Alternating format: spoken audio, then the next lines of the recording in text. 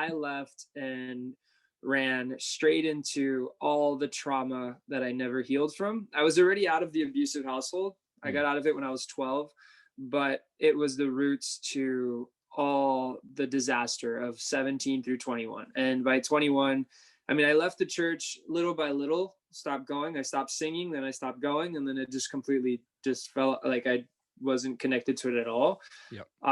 When I was 21, I hit rock bottom. I mean, I've had situations where I was with people and they were doing drugs, and I'd wake up and I felt my heart was stopping, but then I'd wake up the next day and be like, oh, let's go party again. I'm alive.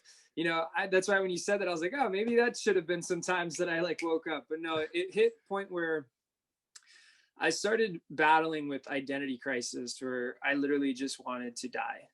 And I was confessing it on a constant. Like I would just get blackout drunk and just tell my friends like, hey, I just want to die. Hey, I'd like to give a special shout out to the sponsor of our show, the Makeover Master. I can't say enough good things about them as they've done a ton to help grow our show and support our mission through their branding and brand strategy help. Honestly, I wouldn't be where I'm at today without them. Here's the deal. If you run a business and you want more awareness, leads, and sales, everyone out there is telling you that their strategy, tool, or tactic is the magic pill that will give it to you fast and easy. But these quick fix solutions don't work for most because most businesses are either missing the foundations or they're out of order, and the foundations are what make all these online strategies work. Well, I have some awesome news for you. Because of our sponsorship with the Makeover Master, I'm able to give you their $997 foundations course for free. I've been through this course myself, and it is packed with so much value, and it's unlike any other course out there today. You can get through it in less than a few hours, and it will completely transform your perspective on what really matters and why it matters when it comes to having more success with your business online. If you go to the show notes of this episode, our sponsors page, or visit ericalamedia.com/foundations today, you can get access to the course completely free. And I'm not really sure when this free offer is going to end, so go to ericalamedia.com/foundations and get your free $997 gift from me to you.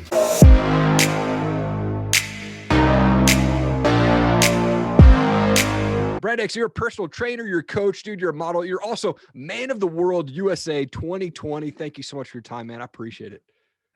Anytime, man. Thank you for having me. I like to start my shows up by going back a bit, man. Where did you grow up? What was childhood like for you? Miami, born and raised, still here. Nice. And I mean, childhood, it's funny you're asking that because I've been doing a lot of meditation and God's been taking me back to healing out there. And I was raised in physical abuse, verbal abuse, and just like all kind of more psychological. It wasn't just verbal. It was very twisted things that took place. Wow. And the reason I live my dream today and live with the joy of a child is because God is making up for the things that I really didn't experience as a child. So it's funny that your first question was childhood, because childhood for me was not anywhere near the joy that I experienced as an adult. And that's why I make sure that I keep my joy, and I make sure that things I understand my strength now, because I'm like, okay, if you went through this as a child, imagine now. And then also if you could go through that, then you have to keep your peace and your joy today. But I've realized a lot of adults are children that haven't dealt with their childhood. So, for sure. Oh yeah. Yeah. Absolutely, man. I was 39 years old. I'm 41 now before I released my story publicly. Like I just kind of held all that crap in and thought I'd be okay and be like the tough man. Right. You know, and it wasn't that way at all, man. Once I was like, all right, I'm just going to tell the story and see what happens. And man, there's so much weight off my shoulder, and you know, God just opened up so many doors for that. But I mean, speaking of that, like, you know, you and I, we have the shared faith in God, and my story, how it came, right. You know, and I mean, I got rocked by God on Easter morning, 2004, waking up, you know, around guys who were surrounded, like they were all passed out after a night of party. And I woke up by myself and just felt God saying, you're done. And I quit cold turkey, drinking, drugs, cigarettes, everything right then, man. Amen. And so it was just crazy story. But how did you come to know the Lord, man?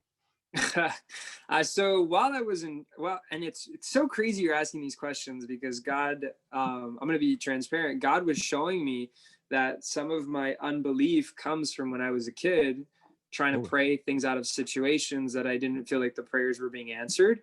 And just this week alone, God has been doing such a deep meditation, because I started going from prayer to really deep meditation and silence with God, and just reciting the words that I want to speak over my life on a constant, and then attaching it to an emotion of what I'm feeling. And it's been mind blowing. And I was raised in the church. So while the chaos was taking place, we were going to church. So that helped me to create a dissociation, unfortunately, between heaven and household. Like, church was a place, it wasn't a lifestyle for me. Yeah. So by the time I was like in high school, I compromised church for popularity, because I was like, oh, it's just a place, you know, it's just a Friday night event. It's just this. And I was like, because I tried to understand God, but it was more in a religious aspect. Like, I did good because God wants you to do good, not because I really had that relationship with God, or because of the fear of someone from my church finding out. So at the age of 17, I was already senior year. I started drinking with my buddies, and I would skip church, but I was also singing at the church. So I would have to skip rehearsals, but then I'd be like, I don't know if I want to keep doing this. I'll never forget the phone call I gave my youth leader / worship leader a call, and I said, hey, look, I don't know if I'm going to be able to keep doing this. I've just been really busy. I mean, senior year, how busy are you? You're busy in all the wrong things. Totally. So I left, and man, I left and ran straight into all the trauma that I never healed from. I was already out of the abusive household. I got out of it when I was 12, but it was the roots to all the disaster of 17 through 21. And by 21, I left the church little by little, stopped going. I stopped singing, then I stopped going, and then it just completely just felt like I wasn't connected to it at all. When I was 21, I hit rock bottom. I've had situations where I was with people and they were doing drugs, and I'd wake up and I felt my heart was stopping, but then I'd wake up the next day and be like, oh, let's go party again. I'm alive. That's why when you said that, I was like, oh, maybe that should have been some times that I woke up. But no, it hit a point where I started battling with identity crisis, where I literally just wanted to die. And I was confessing it on a constant. Like, I would just get blackout drunk and just tell my friends, like, hey, I just want to die. I don't want to live. And then they would be kind of worried. And there was even a point where I had I wouldn't even tell I was living a double life at one point. And because I was battling with everything. I was sleeping with women, but then I got confused with my sexuality, dealing with daddy issues. Like, everything just went all over the place. But then the secret life, I had a fake name, I had a fake alias, and I would just keep going out there with my alias name. And then there came a point where I just got so lost that I told the friends I was with, I was like, I want to die. And they're like, bro, what are you talking about? I was like, you don't even know my name. And it was so crazy, because they were like, what? We don't know your name. Like, we don't know your identity. Like, how is this happening? And I said, I don't even know who I am. And if only you knew the stuff I went through as a kid, you would understand why I'm in so much pain, because I just kept running to things that were going to cause me more pain. I started running to drugs that were going to cause me more pain.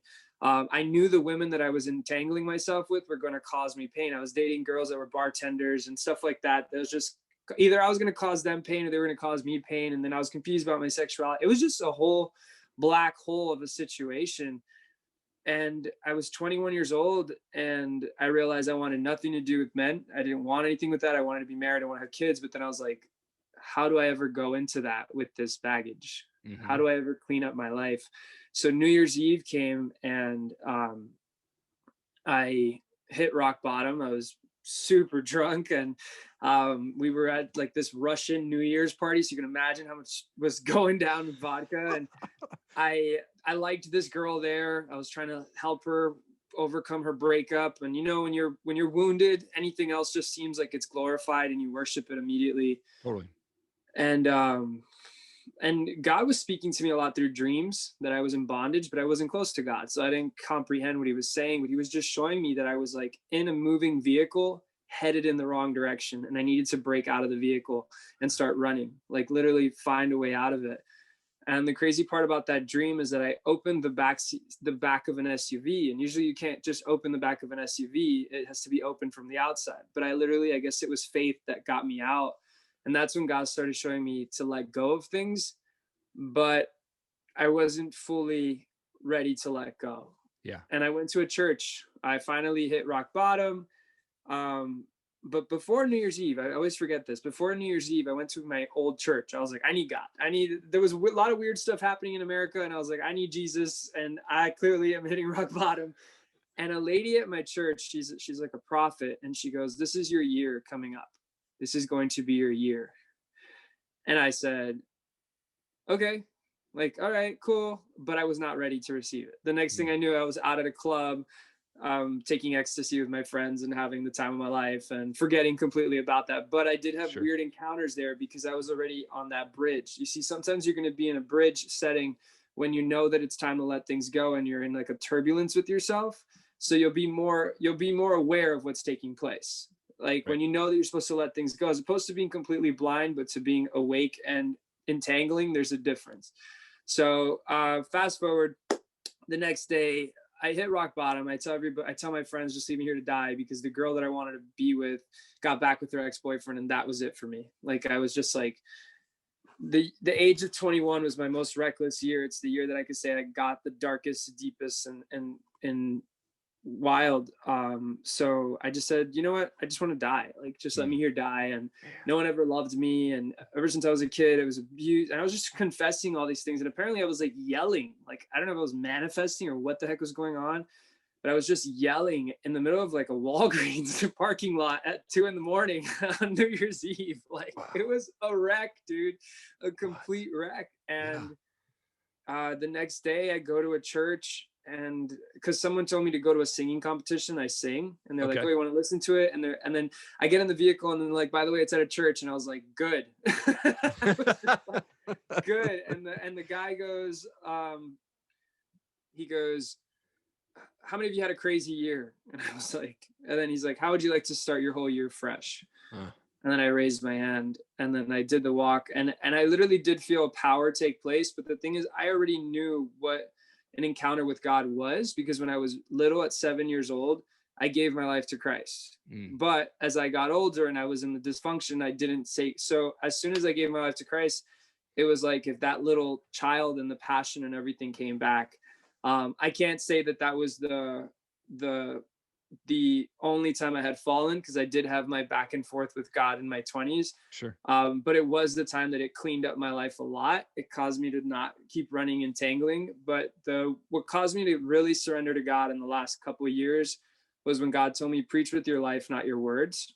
Oh, yeah. And as I started building a business, I had put away all the stupidity and I was just building a business, but I was still like back and forth with purpose, with God and everything. And I realized, I'm like, what's the point of having all this success and no like peace with it? So, and having no vision with it either. Yeah. Because I was reading entrepreneur books and they were like, it's a roller coaster with your eyes closed. And I just realized, I'm like, I don't have to do this with my eyes closed, and I don't have to keep running from God. And what would cause me to run from God is the shame of my past and the entanglement and things that just like the community, hanging out with familiar spirits, familiarity of things that you should not be in. Like when you know too much, you have to be cautious with where you place yourself to, because if not, you're setting yourself up for failure. And I was in my 20s during that whole back and forth. And I've just realized like what causes me to stay connected to God to this day is identity. What I lacked, even when I went back to God and everything, I didn't allow God to tell me my identity. I just thought Christian was it. Like okay, Christian, but I didn't understand dreams, vision, like 10-year plan, believing in myself, healing the old stuff. I would always talk about the old stuff, but I wouldn't heal from the old stuff. Gotcha. Because I would just look at the sin. I wouldn't look at the root. And what's caused such a breakthrough in my life and being a coach and everything that I've been able to help people is I get straight to the root in conversations. Like I know God has shown me from everything that I entangled in, it was rejection, abandonment, beyond abuse. Yep. As I also dealt with that from my father. So my stepfather was the crazy one. My father abandoned me, but it was a rejection, abandonment, and then the abuse in itself. But the way it was psychologically twisted, God just showed me it's like these manifestation of spirits did not want a leader to birth forth. So it causes the leader to birth forth. It's like, you try to stop me as a kid, you can't stop me now. Long story short. Man, dude, I got chills so many times while you're telling that story, dude. I mean, that was awesome, man. Your story is awesome, dude. I think God's got such huge plans for you, man, and it's already in place right now, man. So you are changing lives already, which is awesome. One of the cool things I saw on your Instagram is you talk about like people should be doing these 5-year goals, man. Like, why is it so important for that 5 and like you mentioned 10-year goals, man, versus just doing these short term, like, all right, in 6 months, I want to do this. So it goes back to, if you have any bad habit, you could want it for 5 more months, but not 5 more years. Yeah. Absolutely. If you have a toxic relationship, you could want it for 5 more months, but not 5 more years. Yeah. And if you have bad health, you can care for it for 5 more months. But if you're thinking 5, 10 years, you're like, I don't know how much more painful and this is going to get. Right. And if you're broke and you're struggling, like you'll be like, okay, I could stick with this for 5 more months, but dang, am I really going to go through this for 5 more years? So what it does is it just causes an awakening. And that's really something that cleaned up my life. Like this vision board, this is an updated version, but I had it when I was out at a club, and that's what started causing me to, I was out at a club. I mean, this was after my breakthrough and everything, because I'm not the type of person like, oh, I got saved and everything cleaned up. No, it was a process. And then there was still a runaway thing because of women and like the Solomon concept. And it's just like, but I had a vision board and I was out at a club and I was high. I was at the club and I was with this girl and I kept joking about that girl being my wife. I was like, oh, this is my wife. And I was joking. And she even went to the restroom and there was some guy. He's like, oh, I'm waiting on my wife. And I was like, yeah, me too. And then for some reason I look at my vision board and I see me and my wife and my family going on a private jet. And I realize I'm like, this is not my wife and this is not my life. And I literally left there and I laid on my couch and I was still a little stoned. And I was like, why do I feel so uncomfortable? And I can kid you not, I heard the Holy Spirit just say, because you're a believer. And I was like, whoa, like that makes sense. That's why. And God will start tugging at you more and more because of the way seasons are. And because I cleaned my life up at that point, I was able to be Mr. Men's Universe USA later, a couple months later. So God needed me to clean my life up because there was opportunities that were going to start building, that things needed to start to shake. And I was open to it because I was just like, I had vision and I was like, this isn't going to take me where I want to go. Man, so good. And you mentioned like you won Man of the World USA 2020 and now competing at Man of the World pageant. Congratulations, man. I think that's just awesome. But for those who don't know, like, what is this competition? Like, how did you get involved and like, how did you win it, man? So I tried male pageants one time in 2011 and I got second runner up. And because of that, I got the opportunity to go to Ecuador and be Mr. Teen Hispanic USA in 2011. So I was 20 years old, but imagine 20 years old, lost. So I went there and did not take it serious, did not really care. Just wanted to kind of be there and be a model. So when I gave my life to God, I stayed as far away from modeling as possible because modeling was one of the gateways to all the lust that took place. Sure. So I was terrified of modeling and I would always talk against modeling. I was like, oh, I was a model. I was a puppet. I was this. So when I decided to give my life back to God when I was 28 years old, that's when everything is cleaned up for good. Right. I was 27. Sorry. And God basically pushed me back into the light that I was kind of getting away from because I was so terrified of it. But he basically had me go as a mister. So the difference of a model and a mister is a model doesn't speak. A model doesn't really have much to say. A model's always casted. A mister goes to interviews. And instead of it just being a casting, they challenge your intelligence. They ask you, it's like Miss Universe.